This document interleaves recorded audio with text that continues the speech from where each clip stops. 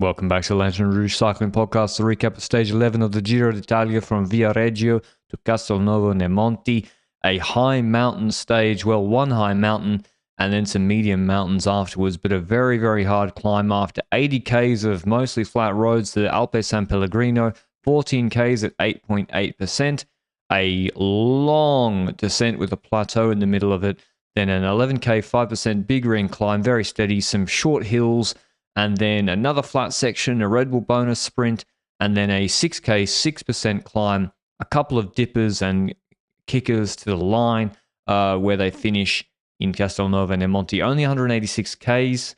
And in terms of GC, Benji, after yesterday, Roglic took some time back, but Ayuso and Toro were still sitting pretty 1 and 2 on GC. The questions we had going into the stage were how many riders Red Bull or Hansgrohe could keep around Roglic. This episode is brought to you by Join Cycling, our show partner for the entire year. Any news before the stage, Benji? Maybe Bernal's crash? We saw footage of Bernal's crash from yesterday's time trial, is what we saw, and it was actually a pretty hard crash where it's a kind of time trial crash where you lose control of the entire bike. You first slip left and then slip right, and then you basically slap your entire body into the floor. I'm saying it as if I'm in like POV mode of the crash, but it looked pretty rough for Bernal. So without spoiling too much, it was good to see that he wasn't impacted too much in today's stage by that crash of yesterday, seemingly. So that's the good side of things. So that's the only thing really pre-stage, in my opinion. We had plenty of people looking at the stage and seeing potentially different things. We spoke yesterday about, can we see tactical moves by UAE? Because this is a terrain where the vulnerability of Red Bull Bora Hansgrohe, which we've seen in the last week and a half, the fact that Hindley has crashed out, that's when one rider less. Trotnik being a bit injured a little bit from his crash, I think, on the same day as Hindley, if I recall correctly. It's all a factor to the point that Pellizzari has been the strong one-man army for Roglic in the last week and a half. So would UAE exploit that? On the other hand, would the breakaway win today? Because if you look at the parkour and you don't think about the steep gradients of the San Pellegrino, you look and you see a parkour of breakaway riders. That's one thing there. But then again, the start didn't have a mountain for breakaway formation. So how long would it take for a breakaway to start? Basically, Patrick, what I'm trying to say is lots of questions going into the stage, lots of things to look forward to potentially look forward to. And gotta say, breakaway formation took quite long, eh? I know. I think the problem, I do have a problem with this stage design. I mean, if you want a raid, if you're Venue, if you're RCS, and I like having a very hard climb far from the finish, and the riders may do something, but you have to give them something to work with beforehand. And we said in the preview yesterday, they fucked up this stage design. They needed 30 extra Ks at the beginning with a few more hills. And maybe the break wouldn't have gone, I don't know, but in the end it made a very, very big difference that basically the only times the break nearly formed on the first hill didn't, then it's literally false flat downhill. You cannot get away. You're pedaling at 500 watts. The guy on your wheel is doing 200 watts, so no one ever drops the wheel. And then the break goes basically because, the break goes on the next hill, but it's really close to the start of the big climb. So, yeah, I think they messed up with not putting some hills in, because how's Lorenzo Fortunato going to get in this break? Yeah. Except a hill. He needs like a tug buddy to get him in the breakaway and such. And that's the action we do see at the start of the stage. We see the usual breakaway formation action. We don't need to rehash everything we've said in previous breakaway formations, but it's the likes of Wout van Aert trying to kickstart a breakaway to then have a second climber of his Malisa bike in there, like Kelderman, Lemon, or Kruiswijk. Then we see Pedersen doing his usual stuff, which is basically trying to get in the group ahead and then trying to hammer like crazy in that group to see whether he can make it to the intermediate sprint or to get a rider from Little Trek that could win the stage, also in the breakaway or whatever. We see lots of attacks left and right, and it's the teams you'd expect to attack. Astana, Q46.5 quite active to get riders in the breakaway. Jayco as well, who's won a stage already with Plab in this breakaway fashion. Marco Figo in there, lots of stuff like that.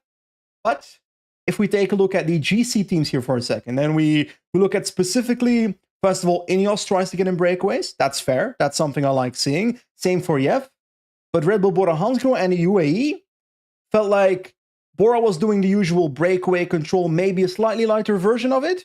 While UAE, I didn't see a UAE rider in the breakaway, or at least in breakaway formation, outside of Del Toro at a certain point.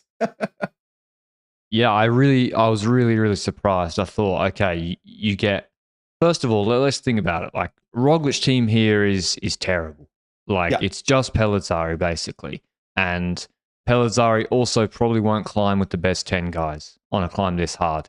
So Roglic also looks suspect. Every time the pace has really been lifted on Tagliacozzo, Roglic looks suspect. You can say, oh, but he was out of position. When Roglic has good, go and watch every time there's the Roglification. When he does his stomp in the last 700 meters of an uphill finish, he's not out of position because he's literally breaking the wind himself, switching from P2 across because he has good legs. If he's hiding in P10 and just staring at the wheel in front of him, yeah, it probably means he's not thinking about the stage win, he's thinking about survival. So I thought Vine, Arietta, not Micah, but Baroncini, those are the three guys. None of them are on GC.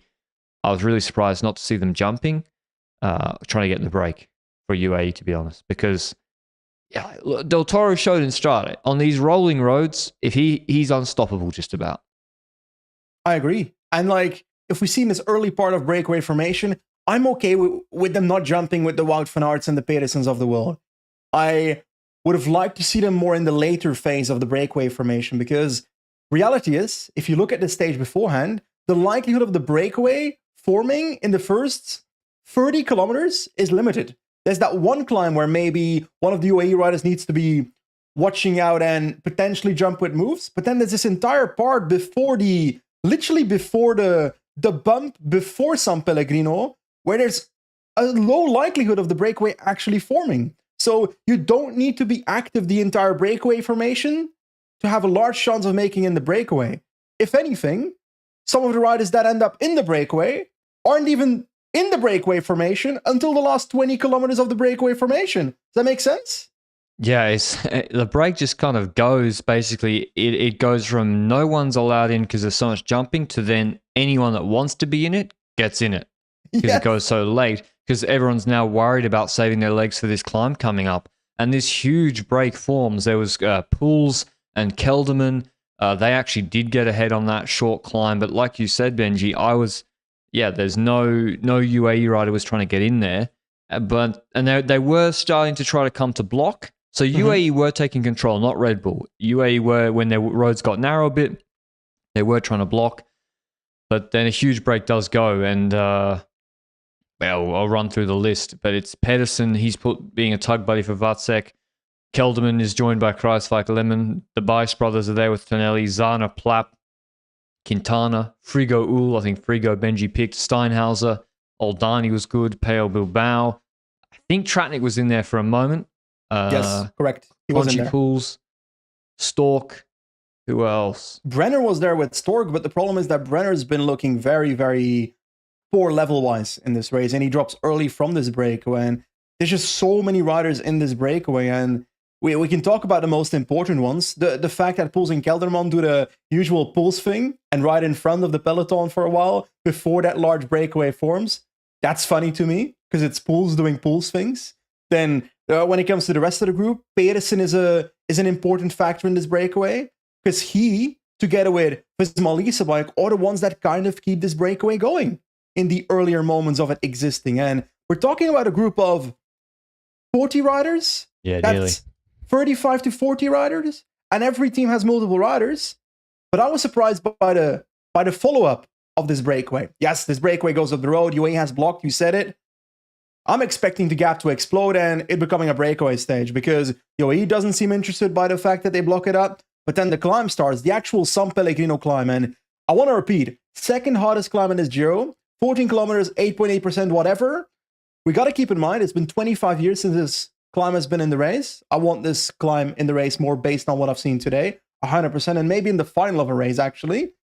But I was surprised by UAE, as in, Baroncini hits the front of the peloton. The gap at the foot of the climb is 1 minute 20. And somehow, by the way, we don't see the peloton for 80% of this climb, by the way. But we see the gap going down towards the breakaway throughout the first half of this climb. And I was shocked because on one end, you've got Fortunato attacking the breakaway, but UAE must be doing a pretty solid pace in the peloton to make that happen, right? Like, Pedersen's pacing as hard as he can. Hard as he can. And we saw in Paris on 7-8%, he can go pretty fast. Like, not climber fast, but really fast. Yeah. And I'm like, why is Baroncini pacing this hard? I was like, well, maybe UAE want to go for it. But I was like, if they want to go for it, because just why we keep talking about satellite riders, it's 90 Ks of rolling up and down terrain where you need a satellite rider if you want to do anything. And I'm like, why is Baroncini keeping it? I think they were being defensive, Benji. I think they're like, it's a big break. Yeah. It's going to be easier to control it on the climb where we have numbers, where we're good. But I think they overpaced. Because, and obviously Ineos, their plan was to have Castroviejo over the top of that climb. So by UAE pacing that hard, they pretty much stopped because of the GC relevant satellite riders. We've got Kelderman, Kreiswijk, Lemon for Simon Yates. We've got Castroviejo for Bernal Arensman. We've got Steinhauser for Carapaz. And Botzek for Ciccone, maybe? Yeah, Botzek for Ciccone. Frigo for G. Bilbao for Caruso and Tiberi. Stratnik was way dropped. So, yeah, basically UAE are stopping these satellite riders from functioning. It reminded me of the Tourmalet on stage 6 in 2023 Tour de France, where basically Visma had to slow pace to let Van Aert get over the top of the Tourmalet, and then Kelderman launched it. Yeah, but UAE stopped that by pacing. And I don't know why they did it. Is there a world in which they didn't necessarily want to put a rider in the breakaway, which I still think they should have done, but on the other hand, wanted to still make the climb relatively hard to see whether anyone had a weak moment, but it also wasn't hard enough to have that weak moment in the first place because it needed someone else to trigger something actually happening for people to actually start dropping. Like, we're talking about this climb. 120 at the bottom is the gap. The breakaway. Fortunato attacks. We said it already. Then the second group in that breakaway is kind of in between. Riders keep dropping left and right in that group and in the peloton. And eventually, I think with about 7-ish kilometers to go on the climb, we see one shot of the peloton. And what I see is 8 UAE riders in the group, 3 Bora riders. That is Pellizzari, Aliotti, and Roglic. So he's almost isolated with 7-ish kilometers to go on the climb. And there's a group of 35 people. That's the UAE tempo. But then another team seems to kick in action, right? That team is Benji Narson in the Join LRCP group. So you have to have that level because apparently Benji's been bragging about this for the last week. He sends like daily screenshots to like our internal group chat of him being like, look at my level gain. You see this? Better than everybody. So maybe explain to people what that is, what that function is within groups on Join Cycling, Benji. Mate, we've now got an LRCP group on Join Cycling, the Lanterne Cycling Podcast group on there, and it's already got quite a bit of numbers, quite a bit of people in it. So that's the good thing. If you want to join, you can join as well. But within that group, it's so motivating. I look into that group. I go to my profile. I go to my groups. I go to the LRCP group, and I see leaderboards. I see leaderboards for the actual FTP I have, EFTP it's called, I'm pretty sure, and then the EFTP change, so the change of my watts across the last 7 days, across the last 28 days, across the last maybe year. I don't know what the last time frame is, but that way I can see how much I've improved by using Join Cycling in the process. And let's be honest about it, most people in the group are improving by using Join Cycling, so it's a battle of improving more than other people. And I've got a bit of the lucky side on my hand here because I've been doing endurance rides for the last period. So I've now done intensity rides this week, which means that I'm now seeing the actual watt boosts. And I gotta say, I've been number 1 in the LRCP group in terms of one of the criteria. I won't flex about every single criteria, but in the EFTP change across the last 28 and 7 days, this man is cooking. So just a shout out to the rest of the team members, just saying, step it up, guys. Come on. Yeah, shout out to Benji. He's improving a lot. I got to go run straight after this podcast because, I had my siesta time this afternoon, which is a bit of a foreshadowing of what's coming this stage. But yeah, go check out the LRCP group on Join Cycling. You can download the app. You can get a free trial, 30-day free trial, no credit card, and you can join through our link down below and see what it's all about. Don't take our word for it, and see the improvement from all the LRCP listeners on Join Cycling in our group. So Ineos start pacing, Benji. I was on multi-screen. It's admirable, but the peloton, or what is 30 riders, completely evaporates. Aliotti's gone. Basically, Pidcock's dropping. Aronsman's on a gap. I think it was Rivera smashing, maybe someone else smashing. And Bernal attacks. It's steep. The last 3Ks of this climb are really, really steep. In the breakaway, it's completely disintegrated, and because Plapp attacked with Wout Poels, Lorenzo Fortunato, Quintana, and Bilbao, the Vismas all stop and sit in the middle. They don't respond to that attack. And then I also think half of them couldn't, to be honest, because Fortunato was flying up that climb. Oh, yeah. Lemon and Kruijswijk couldn't follow. Kelderman stopped because also Yates was looking a bit dicey when the pace went up, and Bernal launches it. Micah starts to pace behind. Ayuso elbows him out of the way, jumps across, and then Del Toro jumps across, which I think both of which is totally fine. Totally fine. Well, why not? They got it. It's 12%, 15% gradient. You snapshot it. They neither of them brought anyone across, and then Bernal's pacing them. The problem is, Benji, where the fuck is anyone going to go? Where are you going to go? It's 95 Ks of downhill, like 60 Ks of which is pedaling downhill to the finish. Where's Bernal going to go? Where's UAE going to go? Because of how the stage was set up. It was set up badly. Well, it was set up partially because they don't have anyone in the breakaway ahead in the first place. If UAE has a rider like Vine in the breakaway who was there quite late on the climb in the first place, then we might see a rider like Vine being ahead when that move occurs by Bernal, by UAE. But it didn't seem like UAE was too eager to continue anything that was happening anyway. Because while Bernal makes that move, like you say, Ayuso and Del Toro jump, I would have preferred maybe seeing Del Toro have someone else close it while he's in their wheel. That comes across better in my personal opinion. But you're right that a jump close doesn't necessarily negatively impact Ayuso's move or Del Toro's move either. So it was a fine thing in hindsight. But if you then think further than that, what's happening behind? You see Tiberi bringing Roglic back, and I don't necessarily... First of all, I want to say thank you, Ineos, for doing something on this climb. I agree that, yes, you're not necessarily riding anywhere. You might get an indication already of whether a certain rider is suspect or not. And I'm sorry, but if you want to get to week 3, in an ideal world, you have some idea of which riders you're up against 100% for the victory. Because before this stage, there's still 6-7 riders that could potentially win this Giro d'Italia. Yes, the chances of certain riders are bigger than the others. So I'd like to see that. But also when you're UAE, I would like to see how suspect Roglic is on a stage like this before I even get to week 3. Man, I mean, Roglic, Bora, they had nobody. You literally, UAE could have had Del Toro and Ayuso with probably, I think Yates and McNulty were ahead of Pellizzari on the climb. So to me, it almost looked like UAE could not attack because Yates and McNulty were behind. I don't know. It's I really, to me, it looked. You texted us, you said it, Benji, and it's 100% true. It looks like they're almost doing the Jumbo Visma 2020 Tour de France strategy because you have a 25-second lead. I'm just gonna defend it. Yeah.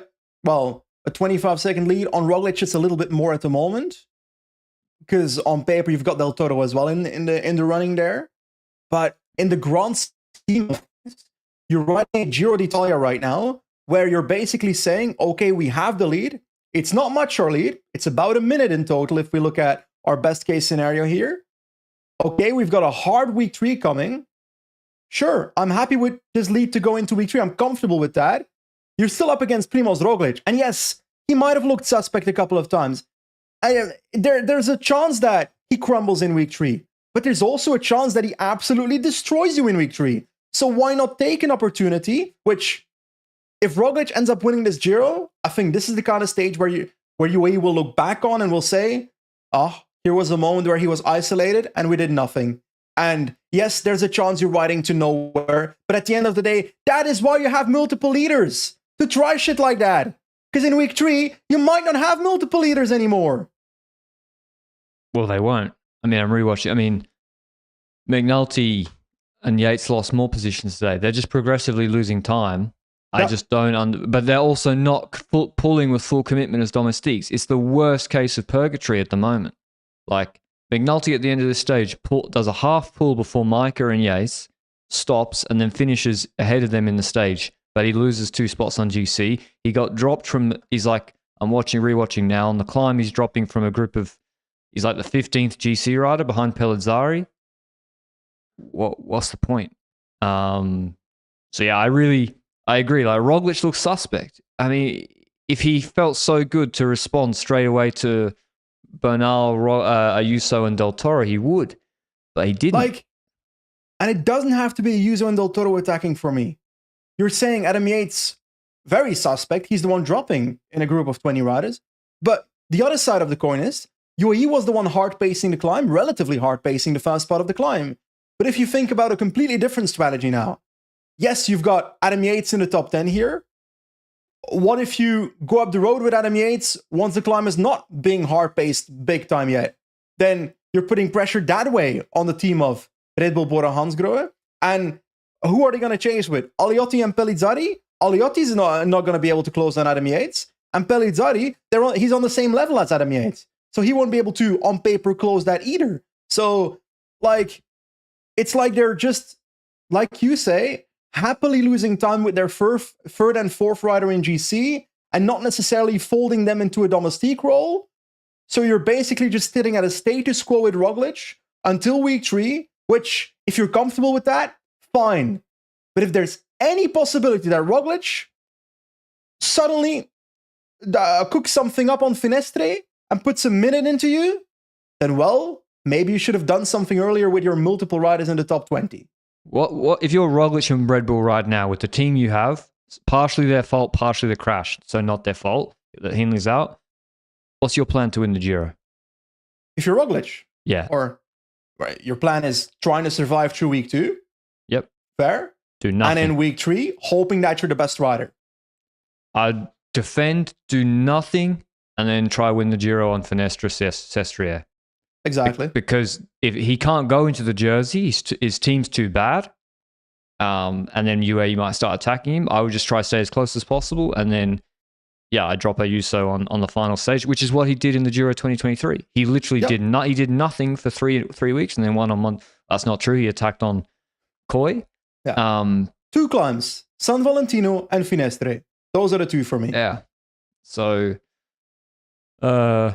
then again, San Valentino is one where he might have a wobble there. I've got a feeling. And I don't think we're reading too much into this, Benji, because Del Toro is not relaxed. He's freaking out.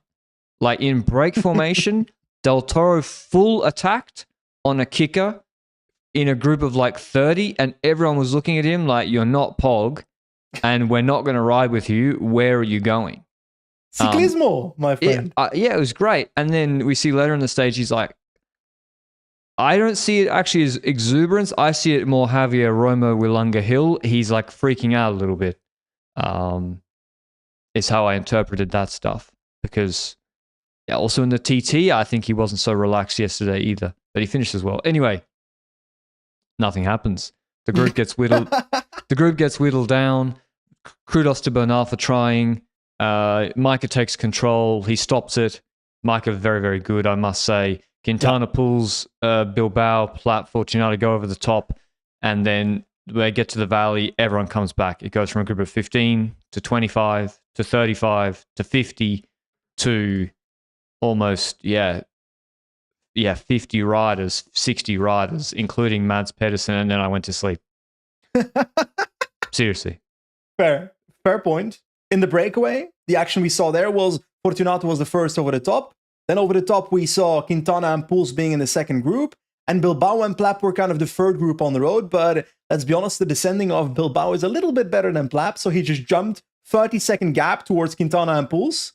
And then that group made it to the front to Fortunato, and Plap eventually did so as well. So we have a breakaway of 5 riders here. Gap grows up to 230, which UAE controls it at, which is still, if you don't want the stage win, that's still over controlling the stage, to be clear. Like, there's no real value in keeping it at 2 minutes 30 if you don't want the stage here.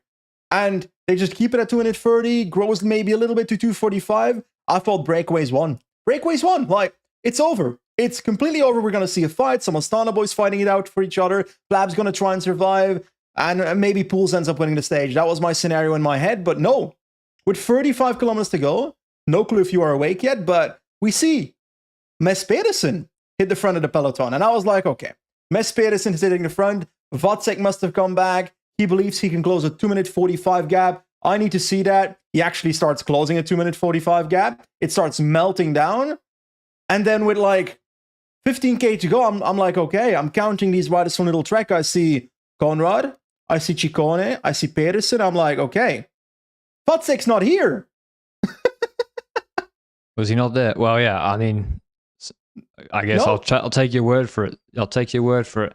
I was full siesta mode. I'd packed it in. I'd expected nothing out of the stage. I thought it was going to be Wout Poels winning a small group sprint against Bilbao and Luke Plapp. I was like, I don't need to be awake to see that. And then I hear, it's like I'm in a dream.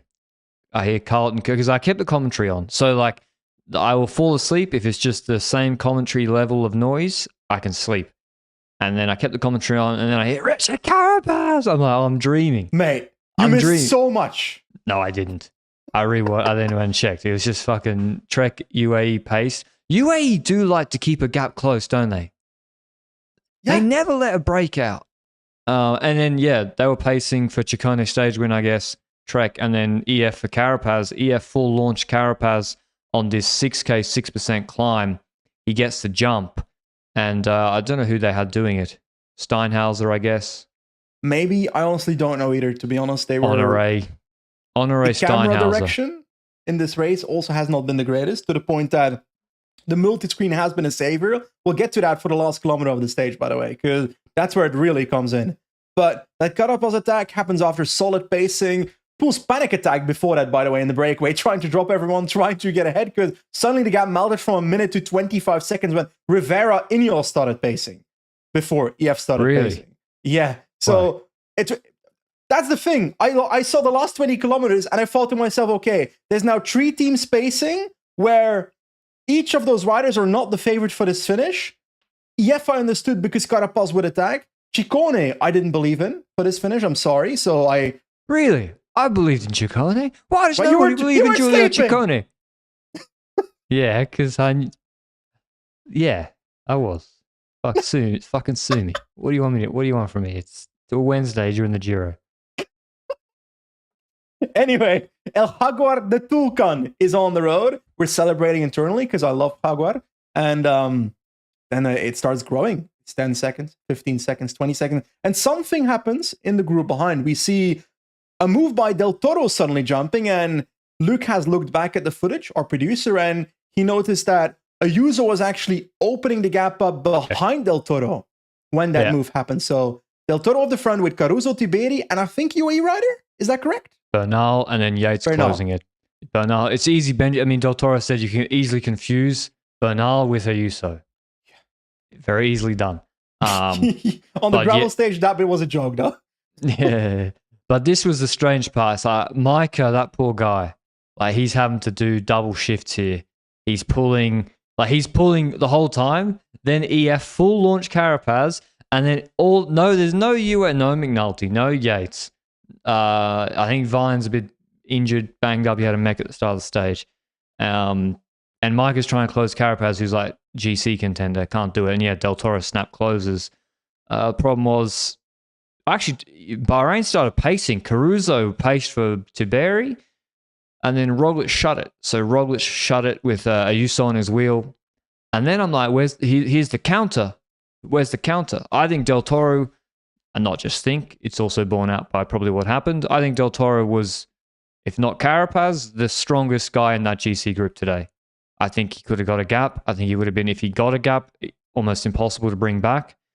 And I think he could have taken more time. Not big time, but even in this final without satellite riders, he looked incredible. And so Carapaz, but then it stops again. So advantage Carapaz. It stops again, but it looks like Del Toro's the one that's stopping it, which it's probably because no one's taking over from his wheel, I'm guessing. Even though if there's 2 Bahrain riders there, you'd expect Bahrain to continue. Oh, no, they start pacing. They stopped when it became a big group. Oh, okay. Fair. And yeah, Carapaz has the gap, and we see him riding towards a potential victory. Gap goes down a little bit by 25 to 15 seconds, stuff like that. But going into the last kilometer, it's like maybe 12, 13 seconds. I thought, okay, Carapaz has it. El Jaguar de Tulcan is winning the stage of the Giro d'Italia, a race he's completely won. And gotta say, when he won the Giro, he started winning stages like this before he was actually a candidate to win the race. So don't write his name off for the overall victory.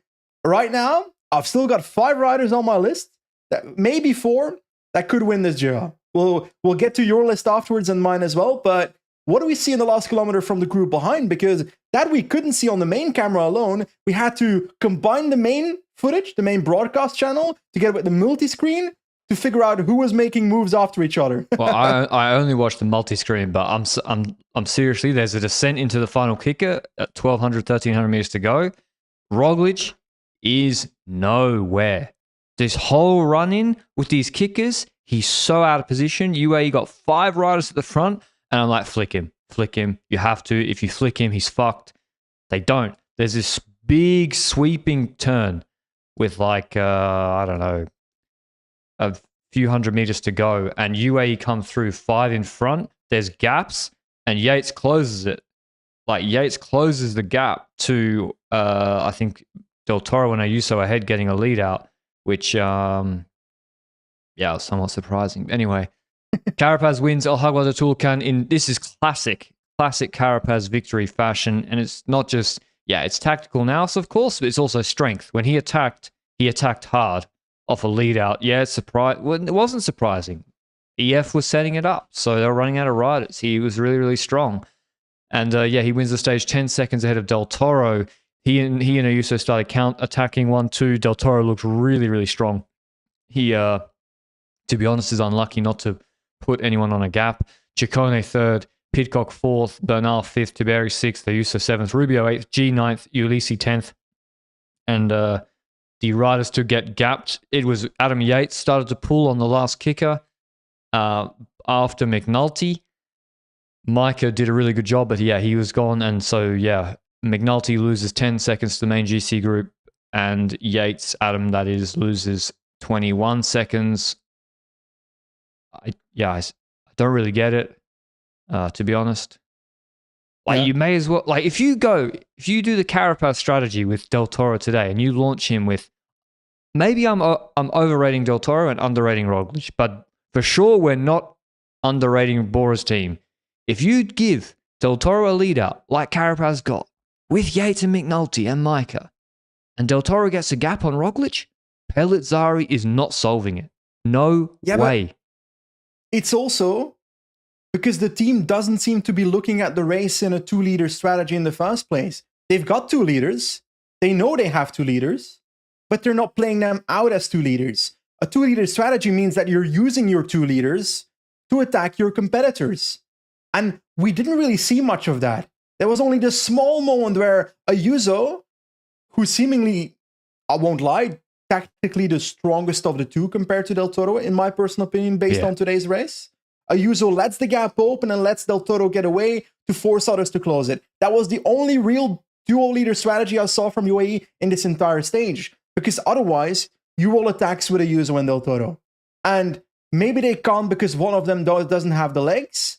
But if you don't have the legs now, then there's even a bigger reason to attack early in the stage to try something crazy. Because if you don't have the legs now, you're definitely not going to have them in week 3.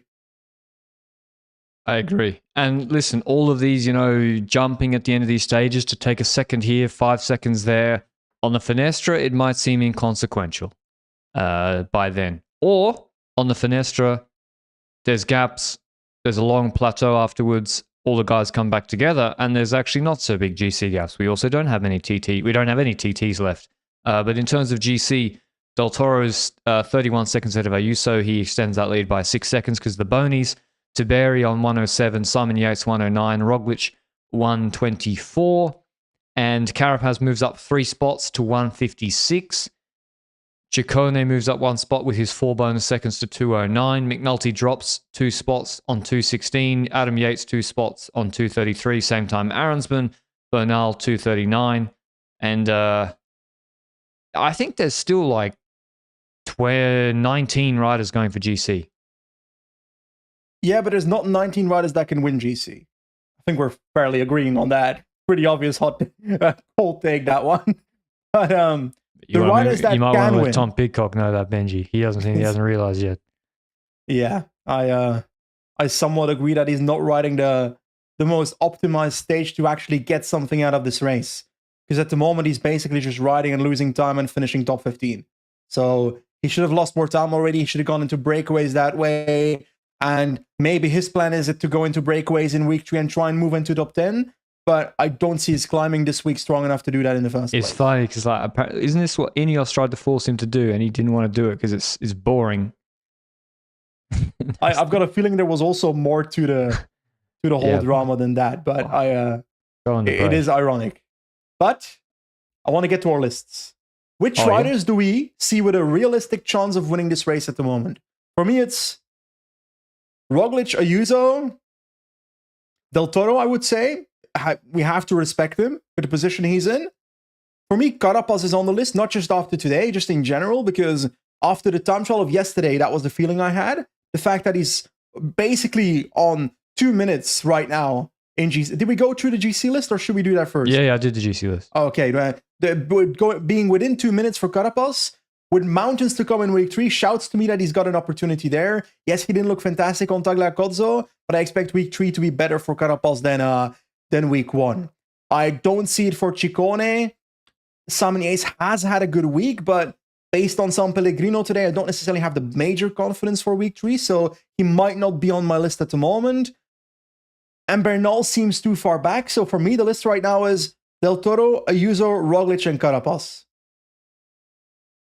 Yeah, I like Bernal's shape. The problem is, that time loss and also what they're doing with him and Aaronsman. It's not very coordinated, to be honest. Like today, I like what Ineos did, but with the gap so short, first of all, Aaronsman will drop on that climb because it's 3Ks, 12%, So then you only do that action with Bernal if you can get something out of it by having a satellite rider actually over the top of the crest of the climb if you get a gap. And otherwise, don't hard pace, get Castro over the top, try something with Aaronsman on the terrain where he can actually do something, where he's really strong. But I don't see those two working together perfectly, although I think the general cohesion is much better than at UAE. But you're right, where's Bernal on GC? Where's he going to take 240? But then it's only 140 on Tiberi, but that's a lot of time. Bahrain is strong. Only a minute 20 on Roglic. Yeah. I think the people to win GC here are Roglic. I think Roglic today wanted UAE to kill him so he could go home and prepare for the Tour de France. And I think he's actually pretty annoyed that he's still here and in fighting contention on GC. I do not believe that. Roglic is riding like, please, come on. Just take loads of time so I can go. And they just refuse to. He's like, fuck it. I guess I'll just have to win this Giro then. I'm not having that. I'm not having that. He's asleep, dude. He's disrespect. He's sitting like 10th wheel all day just he can't sleeping. be asleep. UAE's not benefited of him being asleep in the first place. He can ride the first 2 weeks of this Grand Tour napping. And UAE isn't benefiting from it. He has been. He just needs to wake up next Tuesday on week 3 and everything will be fine. Del Toro, I don't see it. I don't think he can win. No way. He's like, he's freaking out. He's like, he's just panicking. He's going to throw it away, even if he could win. So I just the only reason I give him a chance is because I don't know his ceiling. And that's because he's a young rider that we haven't seen fully explored yet in terms of capabilities. The logical outcome, the logical rational thinking would be, like you say, that he crumbles in week 3. I think Tiberi looks good. Yeah, I would say it's Tiberi. Tiberi to win. Yeah, Bahrain look really good. Steep climb today, he was solid. It's not the best for him. I think Tiberi looks I think Bahrain look fucking good, man. Bilbao's over his sickness. Caruso, he's going to help. They got the descent advantage. Yeah, I think he looks solid, Tiberi. And I think Tiberi, Ayuso, Roglic. I don't believe Tiberi can finish off races. Only cats. Yeah. But Caruso can help him. So, but Caruso needs to make sure he top 10s because right now, sitting 13th, dude, it's such. Nah, actually, Caruso top 10 took a big step forward today. I'm rewatching. He's 11 seconds behind top 10. He's 11 seconds, but most importantly, I'm now rewatching. Jesus, multi-screen. I wish you could actually choose. Technology is crazy. How not my AI rant again, but how it can go. 20 years later, technology can basically not have progressed. Like, I swear I was watching Match of the Day or when I was watching football when I was living in the UK when I was 10 years old, I could choose what camera angle I wanted to watch, and you can't do it in 2025. It's true, because we're hyping up this multi-screen right now, but at the end of the day, this multi-screen is something that cycling should have had 15 years ago.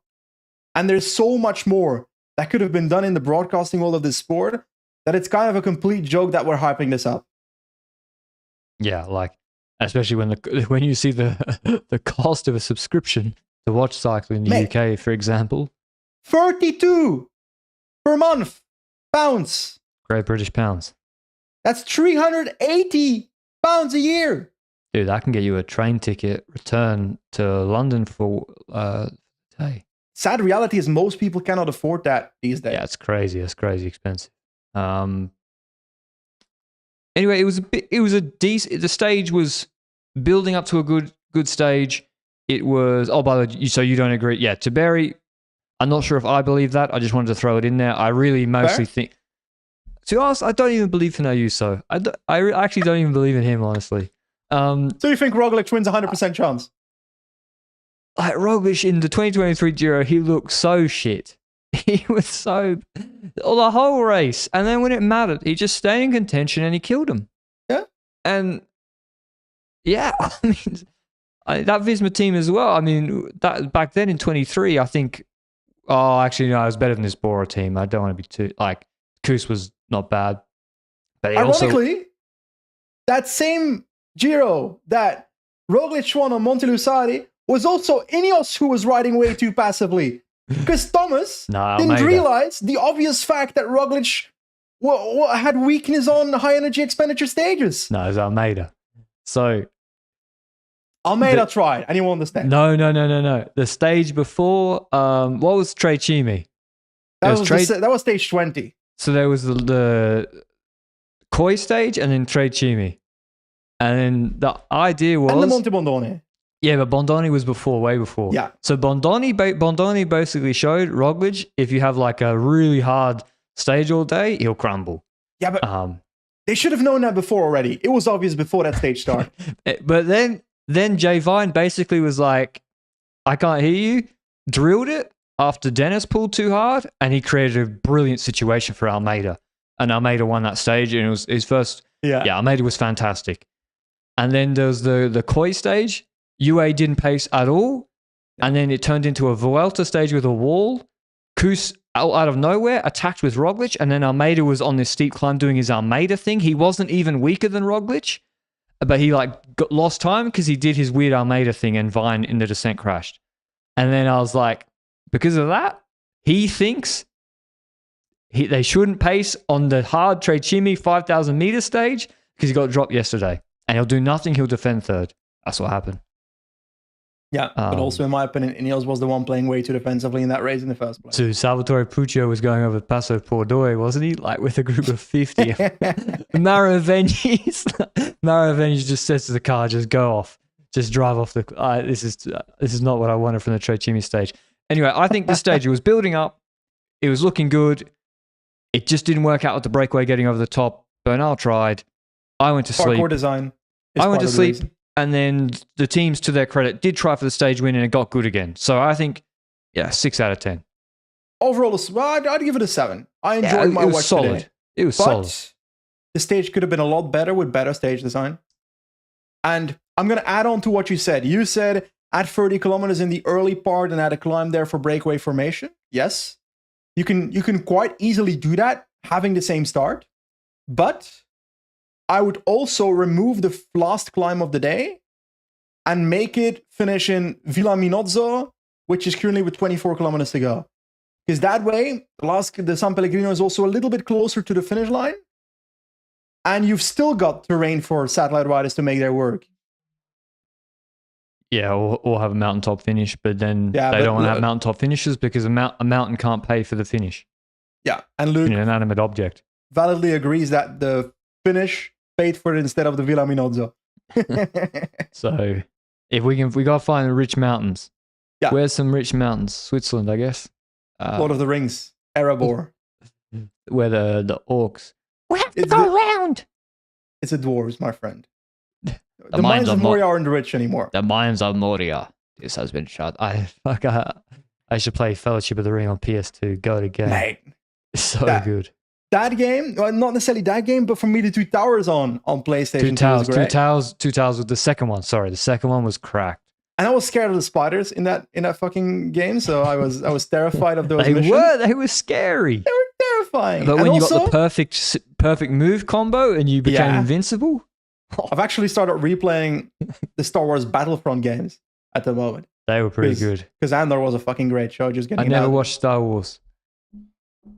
Like the only one I ever watched was like Natalie Portman, the Natalie Portman one. Like when I was really young, and I was like, that was the first one. I was like, Natalie Portman. Not a great movie. How you going? Tomorrow's stage 12. I think we need to change that. What, Natalie Portman? LRCP Star Wars reaction videos. There's too many of them. I don't even. And the TV shows and shit. Oh. Yeah. Tomorrow's stage from Modena to Viadana Ollia Po. It is 172 kilometers long. Has something to do with Caesar. What are you talking about? I feel like Po has historical relevance. Oh, that Italian Po. Yeah. Not French Po. I think there's some like archaeological stuff there. It's near. No, that's the River Po. I don't know. Who cares? It's a sprint. It's 173 kilometers long. There's quite a lot of climbing in the middle third of the stage. It is a flat start for 30 kilometers, but then they do a 5K 6% climb, a rolling plateau, 3.5K is 5.5%, and then indeed the last 70Ks is flat. It will be a sprint, but with who? With every sprinter in this race. You reckon? Olaf Koy wins. Although I haven't seen him in a while. But he has to. He has to. The pressure is on. He has to, yeah. Because the stage after is an uphill sprint. The stage after that, could be a sprint. I'm going with Bennett. I'll go with Sam Bennett. I feel like we've had the same discussion 10 times. Yeah. Picked him. I'm just going to keep picking him. So there we go. But you don't think Manascourt's not here? You don't see that sort of break? Nah. There's too many versatile sprinting teams that want to get this to a sprint. Yeah. I think the problem is like Van Aert will just go with any break and just sit on it. And then what are you going to do? So, yeah. Okay. That was, and if you're Trek, are you going to pace like 80 Ks to keep guys behind? I don't see it either. They've got 4 stage wins. Anyway, we're going to wrap it up. I've got my joint cycling ride to do today. So okay, Benji's got to go. I got to find some gold on the mountain. Hopefully some orcs don't attack me and vultures might. And we'll see with a recap of what Benji says is nailed on sprint tomorrow, which I probably agree with. Ciao, ciao.